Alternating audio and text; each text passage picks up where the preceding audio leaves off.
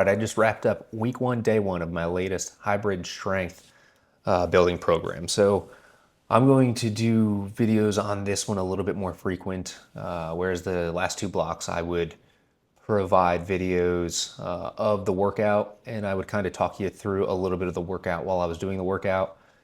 Now I'm going to do the workout, come give you a breakdown of how that day went, and provide some of the videos from the workout so I could kind of explain why I'm doing what I'm doing, and we can progress through this entire 8-week block together. So how we got here, we finished up the 6-week pre-max block, did the winter block. It took us 8 weeks, and then jumped straight into another 6-week block to try to eke out a little bit of extra strength in some of those big lifts. That one didn't go according to plan. I'll do a summary video here in a few weeks. But long story short, ended up probably overtaxing myself a little bit, and then the week I was supposed to max out, it all kind of came crashing down, and ended up getting a little bit sick. Nothing too bad, just missed 2 days in the gym, and then the max out week kind of went out the window. And I decided to start back up today after a run this weekend and a little kind of warm-up workout yesterday with the next block. Starting off light and somewhat easy to give my body a little bit extra time to recover, but getting right back into it essentially because that's just what we do. This one has a little bit more hybrid stuff built into it, so helping me out for the trails, some of the workouts. And I'm only going to talk about week one, day one today, and then I'll talk more about how other things got tweaked and changed as we get into it. So today I'm just going to cover today's differences along with the entire workout. I'll talk about each exercise I did, how it felt, and why I'm doing the exercises. So week one, day one starts out with squat day. We took our previous maxes from the 8-week program that we utilized to build that, and that resulted from that 8-week program, and used that to build the weights into this program. So where that got me for week one is I'm starting off with a 295 squat for today. So I also wanted to add a little bit more volume in.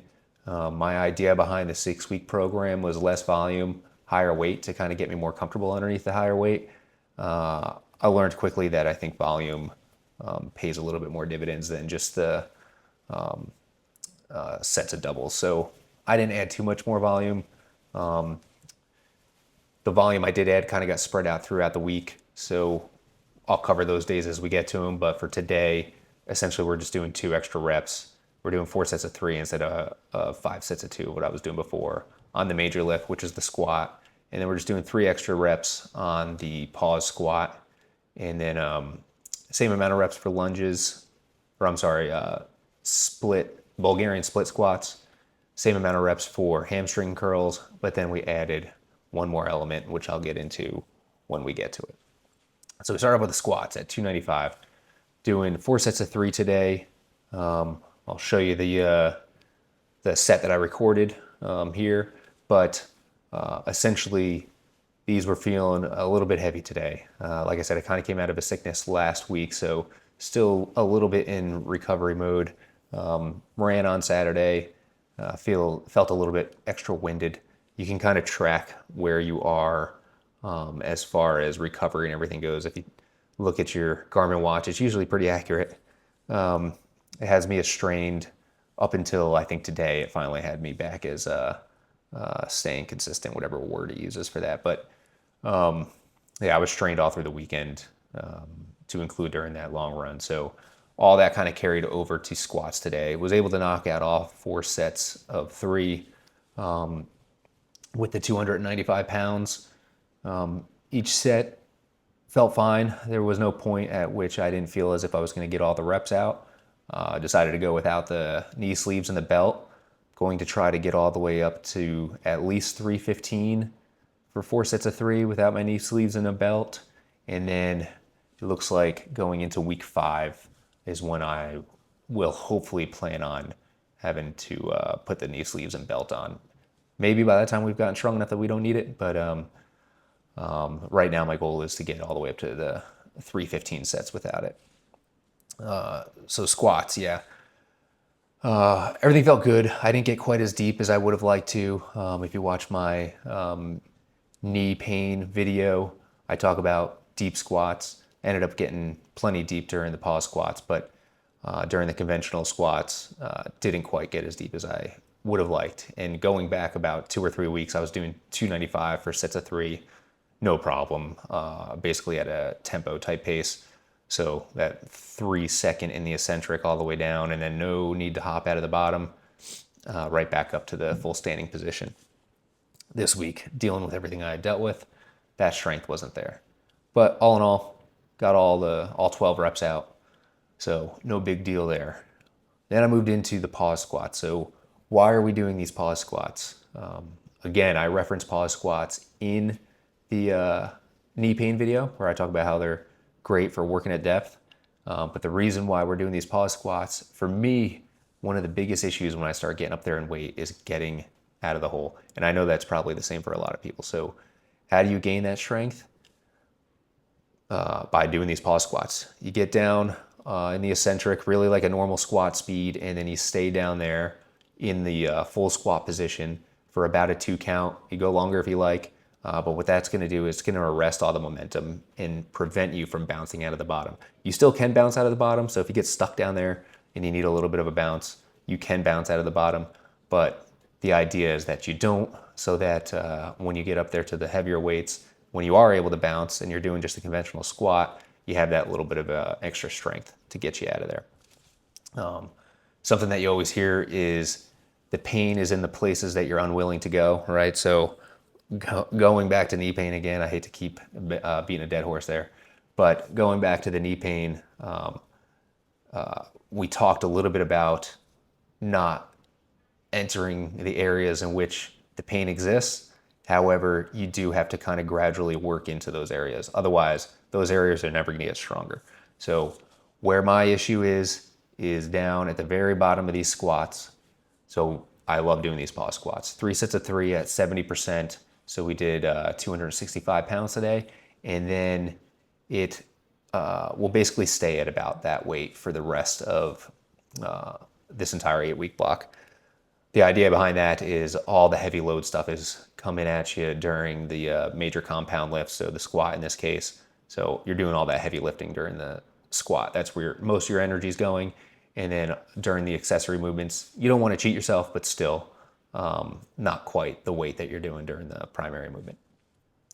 After the pause squat, we went to Bulgarian split squats. I started pretty light today. I believe I started at 95 pounds. Again, we're just easing back into this. Don't want to pile on top of the fatigue that we already have from the last couple of blocks.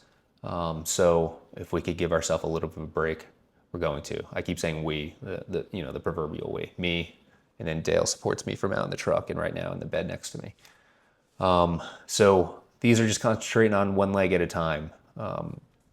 This helps if you have issues where you find yourself compensating during your conventional back squats. Sometimes you'll be one leg dominant and that leg will kind of take over as you find yourself in trouble, basically, as you're trying to get out of the squat. So Bulgarian split squat takes the other leg out of the game here, and you're just concentrating on strength on that one single leg.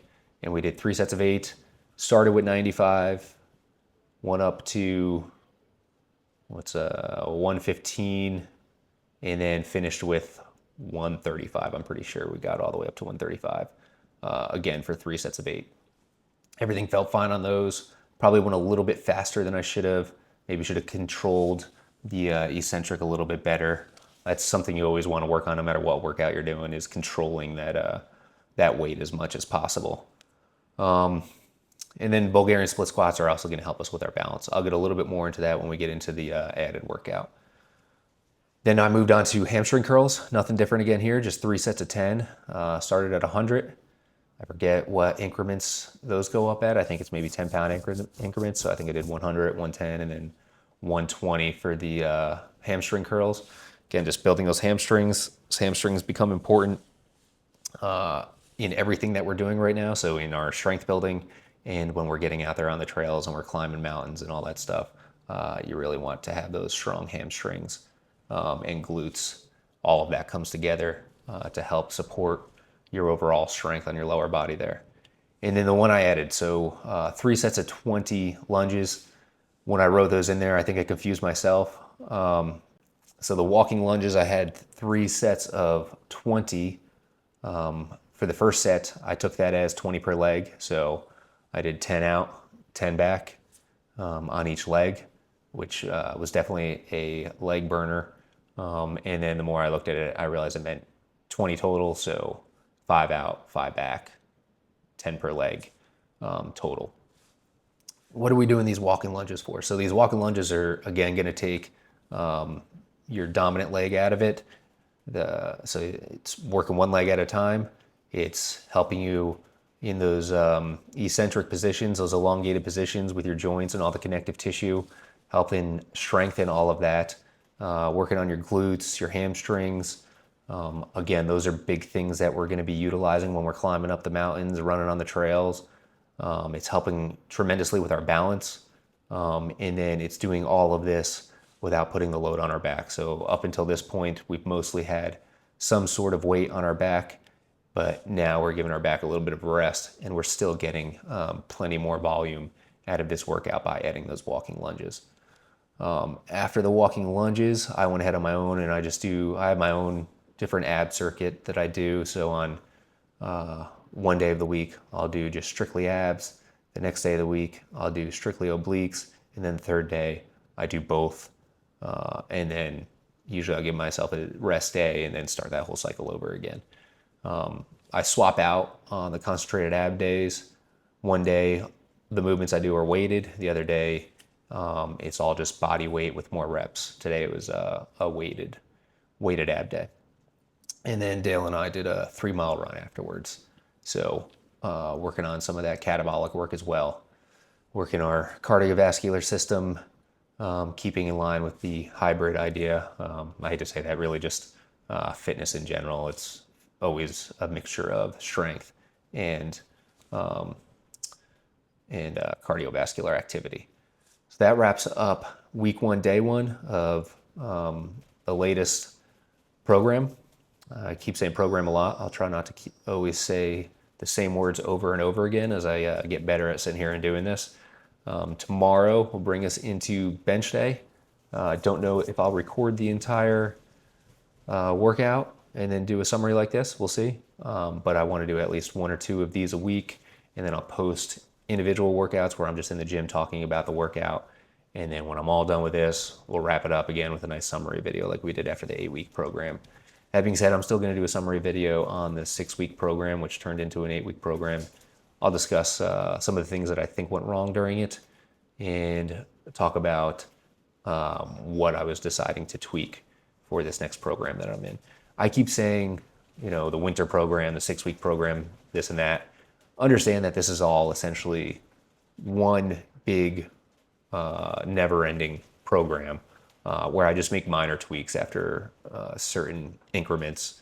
That if I notice something's not working or something needs to be shifted around, then I'll do that. You don't want to completely revamp your entire system every 8 weeks like this.